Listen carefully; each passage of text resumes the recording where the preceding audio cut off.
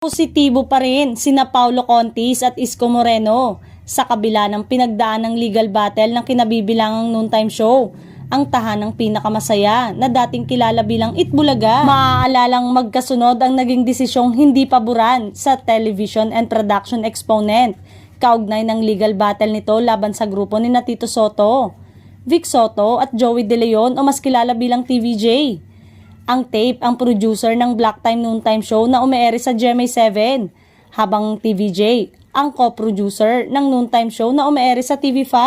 Simula noong January 6, mula sa paggamit ng original na titulong Itbulaga, pinalitan na nila ito ng tahanang pinakamasaya. Kaya't biglang umuugo ngayon ang balita na posible raw na sa 2025, mapapanood na sa GMA7 ay ang It's Showtime. Dahil mukhang matutuluyan na ang tahanang pinakamasaya dahil ang kanilang Black Time contract ay matatapos na sa December ng taong ito. Kung lilipat na ang Showtime sa GMA7, hindi na rin kailangan maging simulcast ito sa Zoe TV. Ibig sabihin, makakatipid pa sila at mabubuhos ang lahat ng sales sa isang show. Nanguna nga ngayong television ratings ang It's Showtime sa inilabas na datos ng NUTAM sa naging bakbakan ng tatlong noontime show. Nangunang It's Showtime, sinundan ng Itbulaga sa TV5.